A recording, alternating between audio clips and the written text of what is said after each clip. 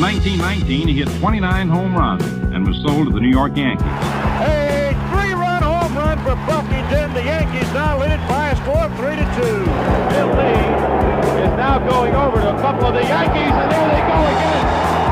One hits it to deep left. That might send the Yankees to the World Series. Varitek and JRod going at it. Roberts is going. Posada's throw. Roberts safe. And what can I say? Just tip my hat and call the Yankees my daddies. Welcome to Fan Base, a deep dive into the greatest rivalry in sports, episode 204. I'm your host, John Senecal. Thanks for joining us. Brian is not here this week. He is off on vacation. Let me give you a quick rundown of what we're looking at this week. So, obviously, we got to talk Yankees and Red Sox because that's what we do. So we'll do a little bit of Yankees and Red Sox, and then we're going to talk a little bit of All-Stars. We're going to hit on that quick. We're not going to go too much into it. We'll talk about the snubs, and then we'll talk a little bit about what's going on actually in the game. We're going to touch on this Rafi Devers, Will Clark little beef that's starting up in San Francisco, and as well as the pitcher being investigated by MLB for tipping his pitches and actually betting, I guess, on himself. And if we have time, we're going to kick off with a little hockey fights on the golf course at the end. So let's get into it. Let's get into it right now. Yankees. All right. So, well, what can you say about the Yankees? They had a horrible June, and it kind of trickled over into July. But once July came around, and then you thought you were going to be okay. You playing the struggling Mets, but the Mets basically were going to sweep them. That was until the play. The play is, obviously you're watching, was the play Cody Bellinger made on a hit by Juan Soto and doubling off Francisco Lindor at third base in, Sunday's game against the Mets. And if you're a baseball fan and you follow baseball, every team goes through bad streaks, right? We all know the Yankees were going to do this. Hopefully they're clawing out of it. But when you do claw out of it, it's plays like this that change things. And so far, it looks like it's happened because the Yankees have been on a winning streak. Obviously, it's only 3 games, but they've won the 3 games afterwards and against a good team in the Seattle Mariners. That being said, the Yankees have also had some other news. Oh my God, it's been crazy, right? Lost Clark Schmidt. He's done for the season and probably most of next season too, since his Tommy John is coming so late in the game as of middle of this season. So if we're lucky, you might see him back for the playoffs next year. And other big news, DJ LeMahieu, DFA. Now, I guess, it's big news because you got $22 million remaining to give this guy on his contract. But I mean, come on. What is he really doing? I mean, he's batting .266 for 45 games. He's got 2 home runs, .336 slug, and he's got a .674 OPS. I mean, he's not doing anything spectacular. I've been beating the drum that he's not what we needed. He shouldn't have been on the team to begin with, obviously, because he's old. He's 37 years old, and given their own admission, they approached him to play to go to third base, and he said that he can't do it based on physical limitations. Now, I don't know. It kind of boggles my mind, that statement, because if you're thinking about physical limitations, it's got to be reflexes, right? Because I would think there would be more physical limitations to play second base, which requires more range and just more of athleticism in general, more double plays, more range. I guess it would come down to the fact of making the throw and the reaction time at third base. The throw could be longer. I don't know. I think it's a cop-out. I think he was just disgruntled. His time with the Yankees is up. It had run its course. And, I mean, I feel like the Yankees did what they needed to do to clear up space. His attitude might not fit with this Yankees team with the Jazz Chisholm, Hollywood kind of style, and DJ is the grumpy old man over in the corner. But I wish him luck. I wish DJ the best. He did some good things for us, but he wasn't the player we signed him. He had he had a good year with us. But former batting champion, former All-Star Gold Glove winner, so excellent player. I immediately texted Brian and Nat Soroyce, who produces our show. I was like, well, he's going to get picked up by the Dodgers and bat 300. We all know. 400. We all know that's going to happen the rest of the season. So hopefully that doesn't happen. But I'd be surprised if he gets picked up by anybody, to be honest with you. Given his age and just his lack of production this year, I would think this might be the end of the road for DJ LeMahieu. But, that being said, we'll see. We'll see what happens. The Yankees are playing much better. Cam Schlittler, their number 1 pitching prospect. I believe he's number 2 behind George Lombard in the organization, 85th or 88th overall in MLB. Young fireballer came up and pitched against the Seattle Mariners made his major league debut on Wednesday night and got the win. And by all accounts, looked pretty good. Only 2 walks. He did struggle a little bit with some control and walked the 2 batters he did, but commanding the fastball, good slider, 100-mile-an-hour pitching. I mean, we have not seen that on our team yet, right? I mean, we had De Los Santos, I think threw 100, but Schlittler, I think he hit the 100 a few times in the game on Wednesday night. So hopefully, maybe he sticks in rotation, but you're always worried about pitching innings limits and all that stuff. So obviously I feel like, the Yankees are going to be looking for a starter. They're going to be looking for bullpen help, and they're going to be looking for an infielder. Obviously, I would think third base going forward with the trading deadline. I mean, I don't want to get into too much about like who the Yankees could get, because honestly, I'm going to be honest with you, it's thin. It's really thin. The teams that aren't in it, the bottom feeders, and I say aren't in it as like wild card teams, those are the teams that are like out of the wild card. And that's not many of them. It's like, it's the Chicago White Sox. It's the Athletics. It's maybe the Braves, who are 9.5 out, maybe the Marlins, who are 7.5 out. The Nationals are 12 out. The Pittsburgh Pirates, who are 13 out. Obviously, the Colorado Rockies are 29.5 games out of a wild card. But most of the other teams in the league are all within 5 games of a wild card, which is frustrating if you're looking for players, because these teams need to make a decision and see if they're going to be buyers or sellers. I would imagine most of them will be sellers because they don't have the teams to make the full run, but it's going to be a lot thinner than people think. And the teams that are out there, those bottom feeder teams, they don't have much to offer, man. The players that are out there, I mean, even like a Ryan McMahon for a third baseman for the Yankees, he's nothing special, 675 OPS, 208 batting average. Ahmed Rosario from the Nats, he's okay, 273, 747 OPS. And then you got pitchers like Andrew Heaney. Does he come back to the Yankees? I mean, he's gonna be dealt. There's no way he's staying on the Pittsburgh Pirates. And then maybe Jeffrey Springs with the A's. He's kind of the same pitcher Heaney is, 1.27 whip, but he's a lefty. I don't know if the Yankees need a lefty. I think they might probably need another righty. Obviously, hopefully Luis Gil comes back, but we don't know what's going to happen. He hasn't even gotten to rehab assignment yet. I think he's only up to like 50 pitches on the side. So a lot of questions for the Yankees. But the good thing about the Yankees is it looks like they're playing better. That Cody Bellinger thing hopefully turned them around. And finally, Aaron Boone trots out the same lineup for 2 games in a row. This is the first time this has happened. He trotted out Tuesday night and Wednesday night, back-to-back games, the same lineup for the first time since April. It's crazy when you think about that. The Yankees have not had the same lineup in, oh my God, probably like 70-something games. It's crazy. So hopefully a little consistency in that lineup. I know Giancarlo's not hitting crazy good like he should be, but he's balanced. He's balancing that lineup. And I think Dominguez batting leadoff is the key, because he's the fastest guy on your team other than Jazz, and he's a switch hitter. He needs to be in the lineup every day. Jason Dominguez needs to be in the lineup every day. He just has to be. I don't want to hear it. Like he's 22 years old. Get in the lineup every day. Play every day. If you're healthy, you should be in there every day. And the Yankees trot out that lineup. It looks pretty good. It looks good. They're not having problems scoring runs. The Yankees are scoring runs. Their problem is some of the starting pitching is not getting the length they need. The third time through the order is hurting them, but the bullpen has been crap. The bullpen has been absolute garbage, and they'll look to shore that up with the trading deadline. They'll look to shore it up, hopefully. I mean, Cashman will do what he needs to do, but again, thin. Very, very, very thin.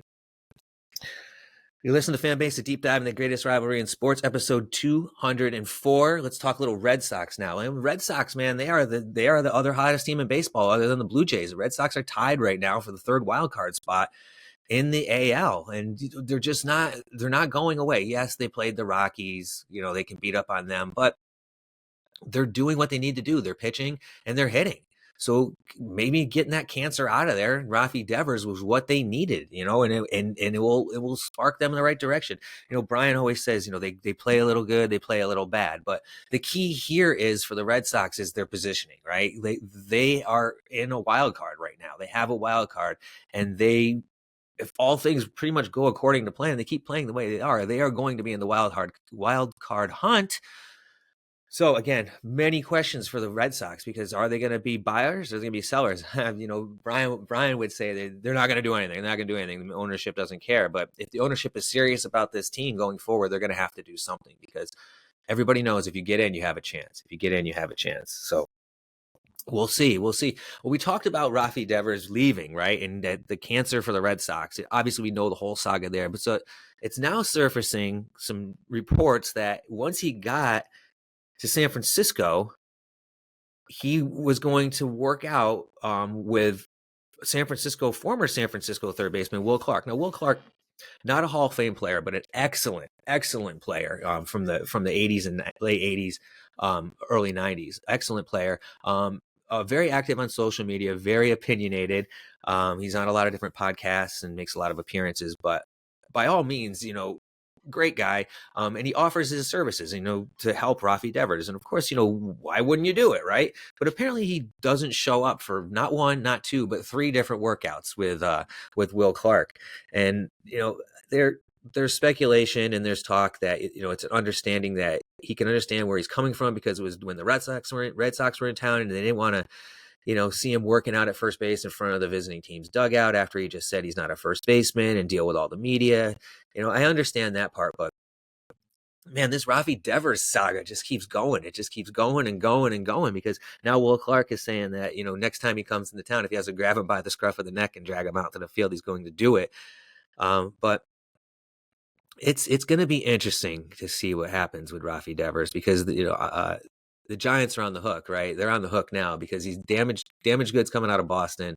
It looks so far like he's got into San Francisco and they haven't not done anything special since he's gotten there, and he hasn't done anything special. So maybe he's going to be damaged goods there too. And you know what happens with that? 2 strikes, nobody's taking him. So they're going to be stuck with him. And hopefully maybe he has a change of heart in the offseason, figures some things out, becomes a team player, lives up to his big contract. I don't know. Rafi Devers is he's an interesting cat. But I'm sure the Red Sox are glad to have gotten rid of him. Glad to have gotten rid of him. So you're listening to episode 204, Fan Base Deep Dive in the greatest rivalry in sports. Talking some All-Star game. All right. We talked the All-Star game last episode, and Brian didn't want to get into all the players, and I'm not going to get into the players either. But what I will say is I don't like the fact that JRod made the team. It just makes no sense to me. You could say what you want about Jazz making the team, but Jazz's numbers are okay. They're much better, and even considering the fact that he was hurt a good part of the season, so his numbers coming off the IL are really good. So he does warrant some All-Star consideration, but I believe there's other people more deserving than him. But I want to focus on JRod.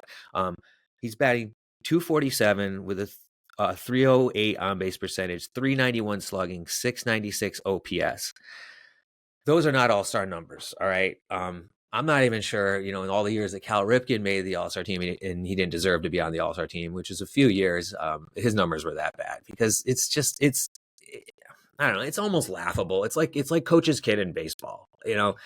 Coach's kid plays because he's coach's kid, right? He's going to get his at-bats. He's going to play the field over more deserving players. And I look at it this way. It's like, I feel like this is an MLB backdoor. This is a total MLB backdoor. This is like, Matt, our producer, will love this. This is like what they did with Shohei. They sweep it under the rug because that's their poster child. Once Fernando Tatis got pinched for PEDs, and Julio Rodriguez came out of nowhere, MLB focused on him. That's their guy. That's their Latin player now. Julio is their guy. So keep that train moving. He is a great player. There's no question about that. Julio Rodriguez is a great player. He's a young player, and he will be a good player for years to come in the MLB. But there is no way, there is no argument you can give me or any other person that knows anything about baseball or follows this sport that can tell you that he deserves to be on the All-Star team. He just doesn't. If he was there, the only reason he would be there is if he was fan voted there.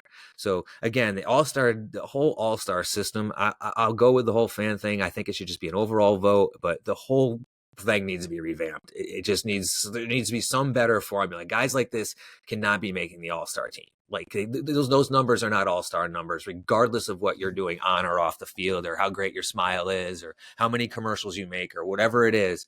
Those numbers are not All-Star numbers. Period. It just doesn't work. It doesn't work that way. So we'll see what happens in the All-Star game. I'm excited for it. I mean, obviously we got the home run derby and new technology. MLB announced that they're going to use the ABS system in the All-Star game. And if you don't think this is a big commercial for the ABS system, you are gladly mistaken, because it's coming. And it will definitely be here next season, unless the Players Association puts up a huge stink and wants to push it till their collective bargaining contract. But I would think that this is just another step in an audition for the ABS system, and it's going to be the typical thing: 2 challenges per team per game, tap on the helmet only by the pitcher or the catcher or the batter, and that's it. It has to be instantaneous, and it's going to be done with the same system, the T-Mobile advertising system, and we'll see how it goes. But again, this is going to be a precursor to what's coming. And given the fact that how bad the umpiring with balls and strikes has been this season, I welcome it. I don't want to see a full automated system. I mean, I guess eventually that's going to happen, just given technology. But the challenge system for a start is good, because it will give the opportunity for the big calls to matter. And it will be interesting to see, especially the All-Star game, when they actually use it. These are all, superstar players, and in an All-Star game, an early at bat could be a big at bat too. So we'll see. All right, we're wrapping up here. We're getting towards the end. This is interesting. This one, we got an MLB pitcher being investigated for, I guess I would say, betting. I mean, betting on himself. I don't know if he actually placed the bets, but what happened was it's Luis Ortiz, and he's from the Cleveland Guardians, and he's being investigated for 2 different pitches that were flagged. And I feel like the interesting thing here is that you can actually bet on the outcome of a pitch, an individual pitch per game in the game of MLB. You can, if it's a ball or a strike or a hit batter, you can bet. So that's crazy that you can actually bet on pitches. I did not know that. I think that's kind of strange. I guess you got to be a real degenerative gambler to do that. I don't know. I've never been a big gambler. I would think it would just be, the outcome of the wins, losses, or how many strikeouts they have. But given all these crazy parlays and all this stuff now, you can basically bet on anything. But that being said, so it's 2 different pitches. It's 2 sliders. One to Randy Rosarena that was low and outside, and another one in a different game to Pedro Pages from the Cardinals. And apparently those 2 pitches, based on that they were all the bets on those pitches apparently hit, and were both flagged as balls. And further investigation into his arm angle, his release point, and his hands, totally different on those pitches, led to it being flagged. And now an investigation by MLB is ongoing, and to see if he actually did something with this. So only time's going to tell. But again, this raises the whole question of sports betting, and how drilled down this can get, and how drilled into the head it is. If you're 18 years old, in most states, you're going to be able to gamble. And if you are 18, you got a phone, and you most likely have some sort of checking or debit card account and a job, and you are subject to this. And it's everywhere. It's when you log on. It's when you walk into the stadium. It's in the commercial breaks. Sponsored by this and brought to you by that. DraftKings, FanDuel, blah, blah, blah. It's popping up everywhere. So there's no avoiding it. And MLB's in bed with them. So now they gotta lay in that bed. So they're going to be investigating one of their own for betting on their own sport. I guess they have some history and some experience with that with Shohei, if they even followed up or even looked into him at all, and just pinned it on Ippei. So we'll see. We'll see what happens. But it's interesting, very interesting, given the technology these days and how much everything is scrutinized, that this can happen and they catch it, which is still blows my mind. And B, that now knowing this going forward, has this happened before? Is it happening elsewhere? I mean, this guy's throwing like 1,500 pitches in the MLB, and he's flagged 2. They flagged 2 of them. So is there more pitches from him? And then, are other players going to be looked at? And, if they're being looked at, are they guilty or are they innocent? So there's slippery slopes everywhere on this. So, only time will tell. Speaking of slippery slopes, as we finish off here, if you've followed social media, if you're online at all, you've probably seen this, the golf course fight. I first saw this before before a lot of the information came out, and it looked like it was just a drunken fight on a golf course. And the video wasn't that great. You didn't have both angles. You didn't have like the lead up to it. You just had some dude, a big dude, kind of chucking some dude in a lake, and the guy getting out of the lake and basically being handled like a rag doll, just kind of just picked up and slapped around and then thrown like a frisbee. And I'm just watching this laughing, thinking, hey, the dude who's beating the crap out of this guy does not look like a normal human being. He looks like he's a professional athlete or something. He's just a big dude. And he looks like he could have killed the guy. I mean, I think he went kind of easy on him, to be honest with you. I mean, he looks like he could have totally walloped the guy. So interesting. It turns out that the guy is a former professional athlete. His name is Nick Tarnasky, and he's a former hockey player, 6'2", 230 pounds. I think he looked a little bit bigger than 230 pounds there. Former 9th round pick in the 2003 draft by the Tampa Bay Lightning. And then he finished out his career with the Nashville Predators. But man, so watching the video, it looks like they were probably following these guys behind them in the cart, and the people in front of them were clearly intoxicated. The guy was drunk, and it sounds like this guy was just taking way too much time. He was wasted, probably couldn't stand up, couldn't put the ball on, jerking around, just making a fool of himself. And I'm guessing that Nick had enough, and he got up to the tee, and he finally was like, all right, dude, let us play through, get your act together. And then the guy who's drunk started mouthing off. And from the video, it looks like the drunk dude had plenty of time to let him play through. And he was warned that he was going to get thrown in the lake. And, Nick, hats off to Nick, man. He lived up to it. And he grabs the dude like a rag doll, and he gives him the Batman punches, the bang, bang, bang. And he grabs it. You want some more of that? Bang, bang. And then, the drunk friend comes over and he gives him a little shove. And obviously that guy didn't want his heat because he's realizing his friend's a ragdoll. So what are you going to do? You're going to grab the drunk friend. You're going to throw him like a frisbee down the hill. So it's great. I mean, it's great TV. The internet always wins. Drunk guys usually always lose. Drunk people usually always lose. And here, case in point, man, beer muscles don't always win. I mean, that was something. And, there was a headline that he was being investigated. Not true. No police investigation from what I've read. He is a coach of a minor league, a youth hockey team up in Alberta, Canada, I believe. And the team is going to look into the matter. But I would have guessed that if there is anybody knows anything about hockey, I'm guessing they're probably going to throw the dude a party. They're not going to investigate him at all anymore, or get rid of him or do anything else. Because honestly, this guy should be celebrated. All you drunk fools out there that think you can stand up to somebody just because you've been drinking, it's not the case. You're going to get thrown in a lake. You might just run into a former NHL player and be thrown like a frisbee. So, word to the wise: don't be an idiot when you're drinking. So, that's all we got for this week. You've been listening to episode 204 of Fanbase, a deep dive into the greatest rivalry in sports.